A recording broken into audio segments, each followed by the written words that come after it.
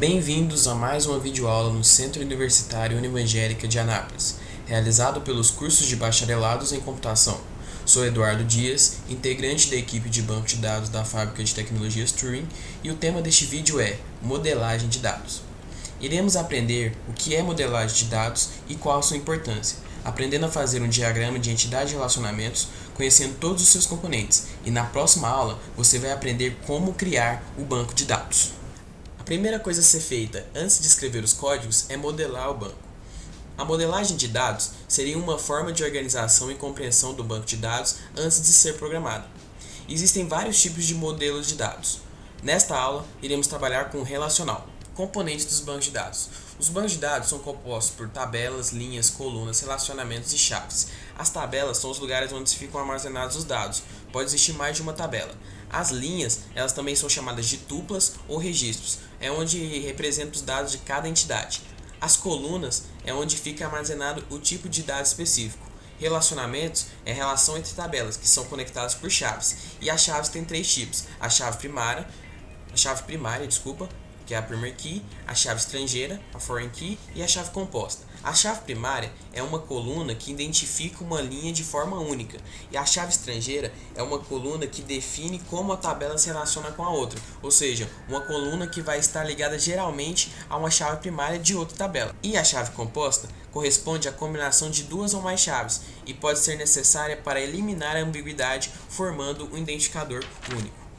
Componentes do DER. O DER é o diagrama de entidade de relacionamento. Ele é composto por três coisas: entidade, atributo e relacionamento. A entidade é algo significativo que deve possuir informações, tem atributos e elas se relacionam entre si por meio de relacionamentos. E no DER ela é simbolizada por retângulos.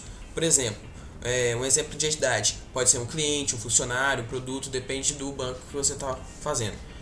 Atributo, algo que descreve uma entidade. Atributos podem ser obrigatórios ou opcionais. No diagrama de entidade de relacionamento, ele é simbolizado por elipses. Exemplo, a entidade cliente possui atributos que descrevem seu nome, endereço, telefone. Relacionamento, uma associação nomeada entre entidades, que é simbolizada por losâmbulos. Por exemplo, o cliente compra produtos. Compra é o relacionamento. Relacionamentos. Nos relacionamentos, tem dois pontos importantes que a gente tem que falar: cardinalidade e tipo de relacionamentos. Cardinalidade, ela também é chamada de grau de relacionamento, mas no geral a gente chama de cardinalidade. Cardinalidade, ele é o número de itens que se relacionam nas entidades. A cardinalidade pode ser máxima e pode ser mínima. Máxima quando o número máximo de vezes que uma entidade A pode ocorrer em B. E mínima, o número mínimo de vezes que uma entidade A pode ocorrer em B. Tipos de relacionamento. A gente tem 4 tipos de relacionamento: um para N ou um para muitos, N para N ou muitos para muitos, e autorrelacionamento. Um para um. Cada elemento de uma entidade A se relaciona com um e somente um elemento da entidade B. Relacionamento 1 para N ou 1 para muitos. O elemento de uma entidade A pode se relacionar com mais de um elemento da entidade B, e o lado N recebe a foreign key. Relacionamento N para N ou muitos para muitos.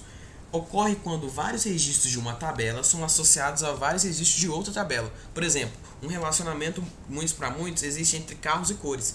Carros podem possuir várias cores e cores podem existir em vários carros. E por último, a gente tem o autorrelacionamento. Esse tipo de relacionamento ocorre quando temos uma entidade onde suas ocorrências possuem relacionamentos entre si. Por exemplo, uma entidade empregado, a gente vai dizer que esse empregado possui um gerente. Aí a gente pode dizer assim: existe um relacionamento entre ocorrências da entidade empregado que estabelece que um empregado é gerente de outro empregado. Os autorrelacionamentos, eles podem possuir qualquer tipo de cardinalidade. Fase da modelagem. A modelagem ocorre em 3 fases: conceitual, lógica e física. A conceitual é a primeira fase da modelagem. Nesse modelo se determina quais são as informações que precisam ser armazenadas no banco de dados. Aqui a gente tem um projeto de um cinema e aí está feito na fase conceitual. Você pode ver que tem sempre o básico, tá vendo? O básico só tem o nome das entidades e o relacionamento. Lógico. Segunda fase da modelagem, mais próxima do modelo físico, e nesta fase é feito o diagrama de entidade de relacionamento. Esse aqui é o diagrama em si. A gente pode ver que tem mais informação, tem o ID, tem o nome, tem a característica de cada um, tá vendo? A gente tem bem mais completo do que o conceitual, que é só aquele rasinho mesmo para você entender o que vai ter, quais entidades, qual relacionamento, para você ter uma base para fazer o lógico e depois passar para o físico. O físico, ele é o último passo, ele é a representação física no sistema de armazenamento do modelo conceitual e lógico.